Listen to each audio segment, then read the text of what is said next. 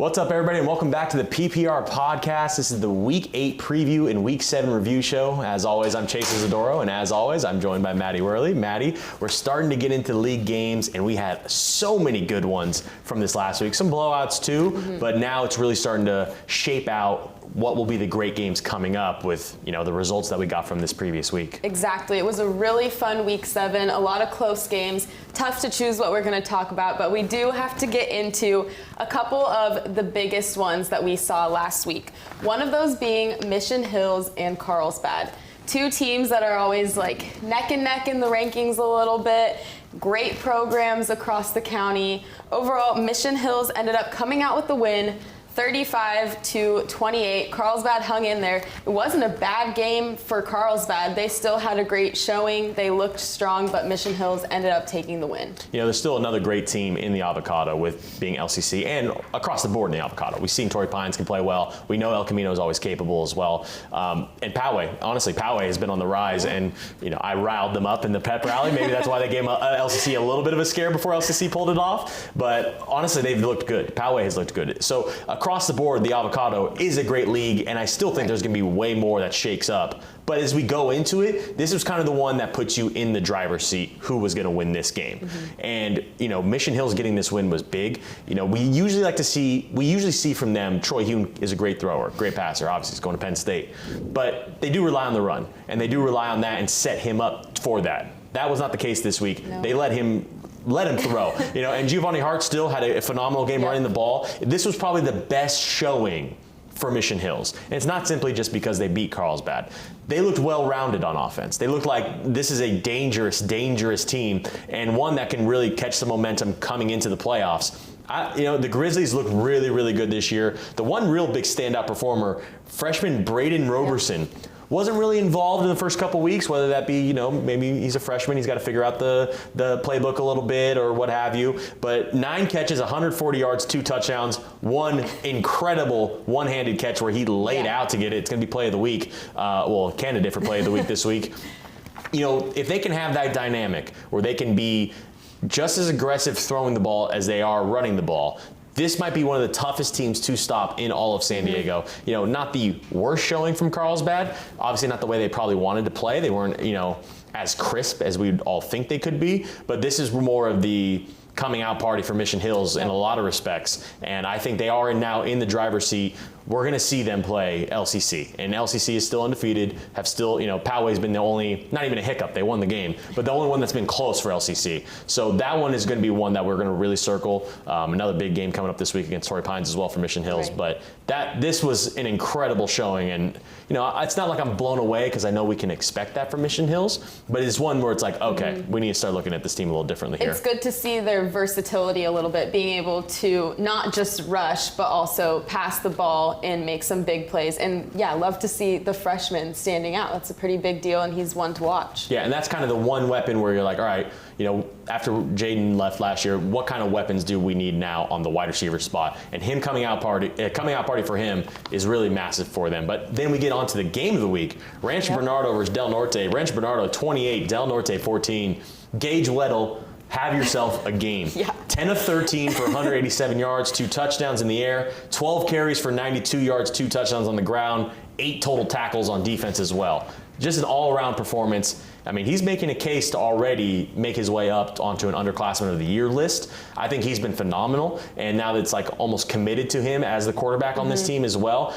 Gage has played phenomenal across the board, and really just a good signature win for them to beat a Del Norte team. I know Del Norte is not as good as they were last year, in my opinion, but still a really good program. Still got some really great players over there, and for them to go out there and put up points like what we were wanting to see, especially coming off the loss, this is a really big statement for Rancho Bernardo. They're putting themselves in a driver's seat as well. Mount Carmel's still there. San Marcos is still there when it comes to the Palomar League, and obviously a lot of those teams play each other close. But really, Rancho Bernardo is going to make some statements that they are a really, really good team. And, maybe a year too early. They might be next year, might be their really, really great year, but they're still there right now, and they're able to play against all these good teams. Yeah, like you said, Rancho Bernardo is still a young team. I think not only are we seeing them succeed this year, in the upcoming years, they're definitely going to be a force, maybe more than what we've been used to the past couple of seasons. Like you said, I was really happy to see them putting up some points, especially after that Torrey Pines game.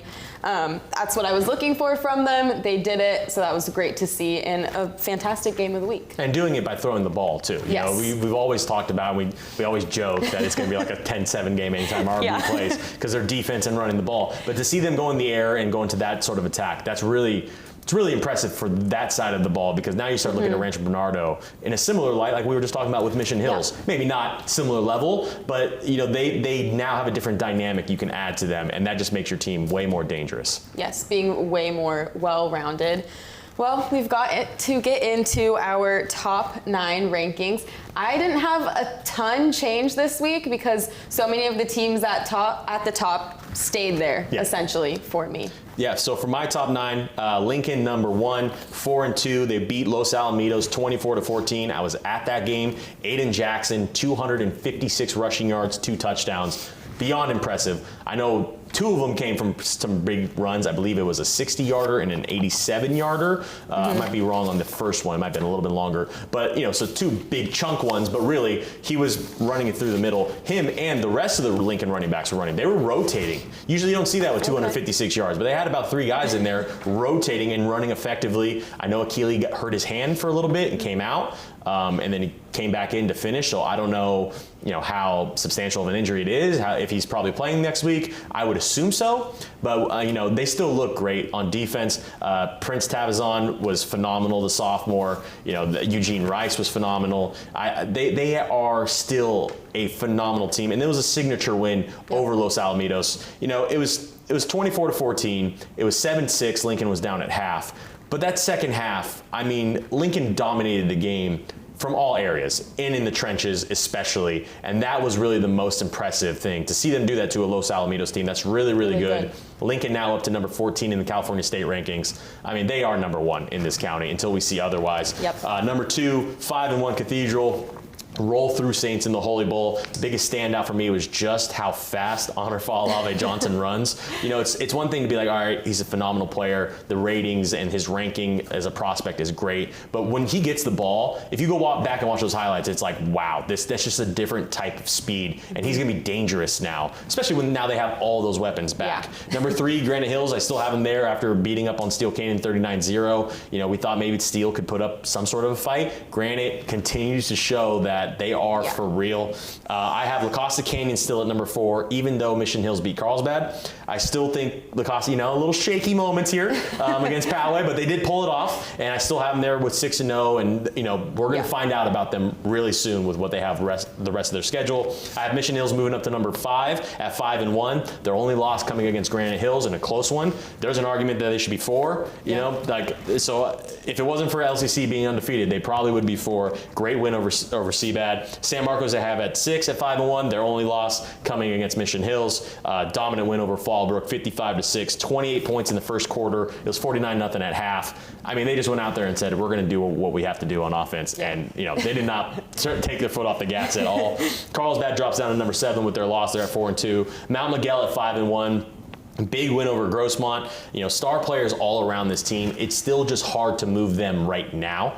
I think in some respects, how we were talking about Lincoln with Jay Sarah, how, we just need to see a good showing from them, and I'll probably move them to number 1, right? So I think for Mount Miguel, with the rest of their schedule and how tough it's going to be for them, I think if we see something like when they play Granite, and obviously if they beat Helix this week, if we see something when they play Granite where they hang with them, obviously if they win, they shoot up.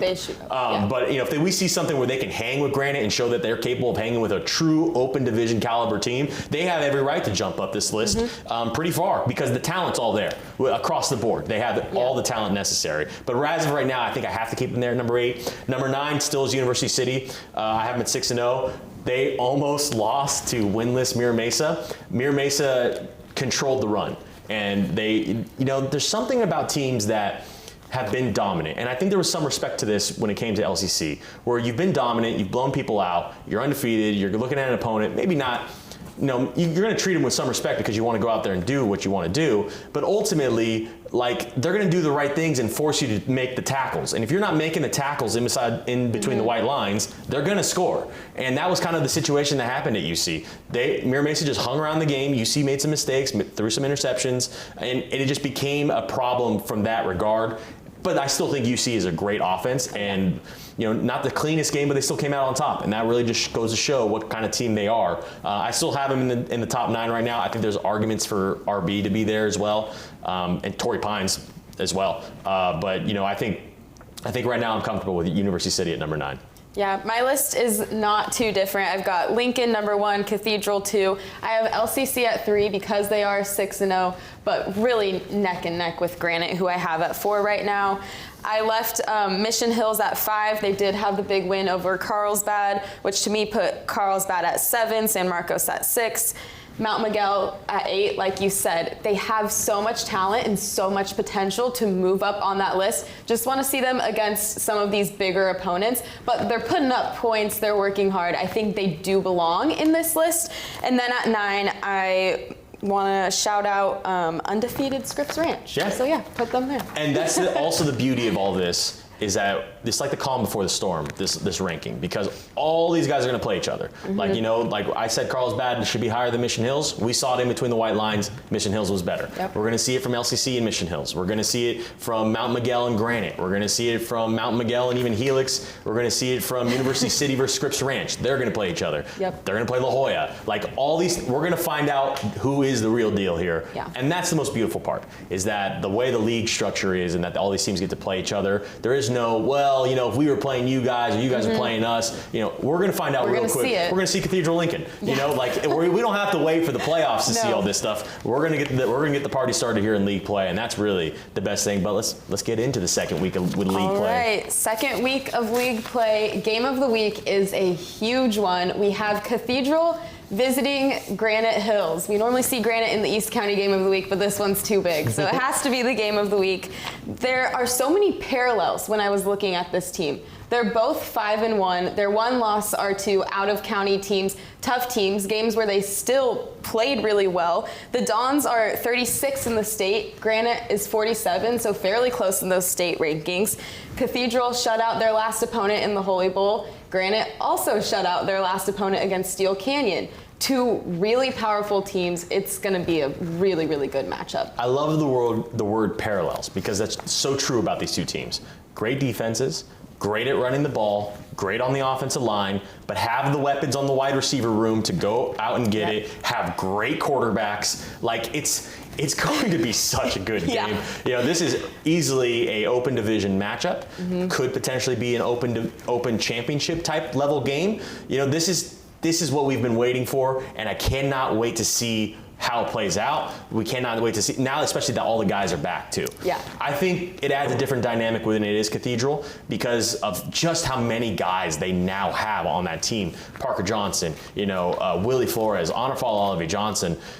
There's so many good players out there, but then you can't overlook what Max Turner's been doing, what Zach Benitez has been doing.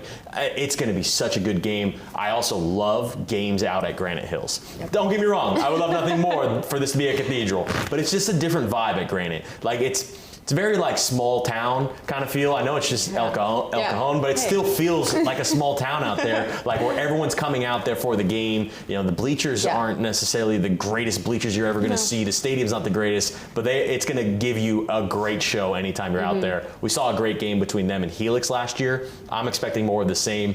I think it'll come down to the wire. I don't know who to favor, and I'm not even going to make a pick. I'm just ready to see it. Like, this is the one I am waiting for and cannot wait for. I even wrote down, it's anybody's game. I can't make a pick. I'm super excited to see what they bring. The stands are going to be packed. Granite always fills the place up. Cathedral definitely fills their place up. I know it's going to be great vibes. It's going to be really fun, and we should expect to see some big plays. Oh, absolutely. And it's going to come down to that Cathedral D line against the Granite O line. Two incredible forces that really will control the game. Same thing on Granite as well. Granite has a great defense. Cathedral has an incredible offensive line.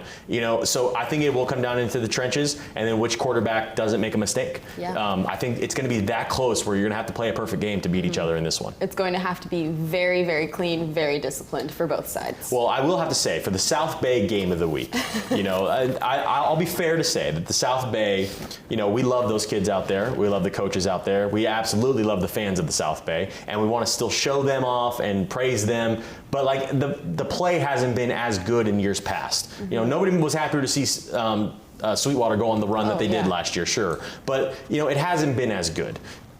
Now we get the opportunity to give something to Bo Furteg, who's been there for all of these South Bay games, who's been the one who has to give the spotlight to those kids, and he's done a phenomenal job. It's not the ideal situation for Lincoln because, I'd rather they be playing at their home stadium, but it is what it is. They're at Southwest. So now Bo Furteg gets to see the Hive for his South Bay game of the week as they host Point Loma. I am scared for Point Loma. My mom went to Point Loma. I was born and raised in Point Loma, Ocean Beach area. So I would love nothing more than Point Loma to get a huge upset. Mm-hmm. Trust me, I love that program and that school. But man, is Lincoln going to make a statement? That's the one thing I know they've been waiting for is let's play the San Diego teams. And I cannot wait for them to play the San Diego teams because they want to show that they are the top dog. And I do think that they do outmatch Point Loma in just about every aspect. And so this is going to be really, really tough for the Pointers. And I think Lincoln, this might be a situation where they try to run it up simply based on that they want to make the statement. Now, I want to see if Achilles okay. He came out for a little bit in that game and then came back. Would this be the ideal situation to sit him? Probably. Do they want to make a statement that they're the best team and run up the score? Definitely. Absolutely. So, I don't know the injury situation with them. I'm sure he'll be fine. But Lincoln's going to make a statement here. Yeah, like you said, hopefully Achilles fine. Even if he's not, I still expect Lincoln to make a statement. Yeah. They, like you said, number 14 in the state. They are showing themselves as the team here in the San Diego section. It's a huge opponent for Point Loma to face. Being a former Sea Lion, of course, I too love the Point Loma area. I hope that they still have a fun time. They do well. I want them to succeed, but this is a big game for the Pointers. Lincoln is a crazy good program, and it's going to be fun for Bo to have Lincoln as his host of the South Bay. Bo absolutely deserves to see the quality of team of Lincoln being in the South Bay, and it's kind of funny now that they are considered South Bay. But I will say that motivation comes into a big part of it, and when they are motivated to make that statement, one, you might be looking like, okay, they're going to run it up offensively. No, it's going to be the defense. That's the biggest thing, because when they were down to Arborview, and obviously they lost, but they did come back. When they were down to them and even losing at halftime to Los Alamitos, it was the defense that made it impossible for the other team to score. And when that Lincoln defense is vibing on the same level across the board, it is really tough to get any yardage on them. That's what I'll be looking at for Lincoln is if that defense comes out with, the mentality that we're not letting them get a first down, they might not. So, it's going to be one of those games where if that Lincoln defense comes out hot, it could get ugly pretty quickly. Yeah, it definitely can. But the East County game of the week, we have Mount Miguel and Helix.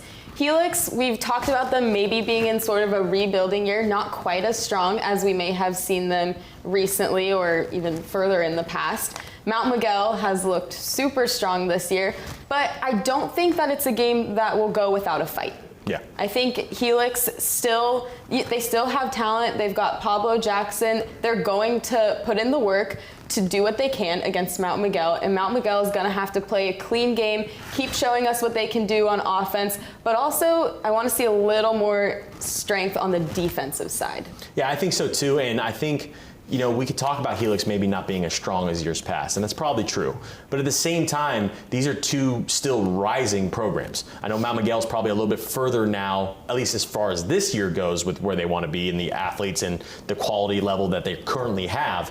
But that doesn't mean Helix doesn't have the guys. Helix has the guys. They might not be there yet. And these are two teams now from the East County who are going to be going against each other for years to come. Yep. These are programs that are not going anywhere. They are going to be threats every single year. So this is a statement game for Helix as much as it is for Mount Miguel. I know Mount Miguel would love nothing more than to beat Helix so they can show that they're the East County team now.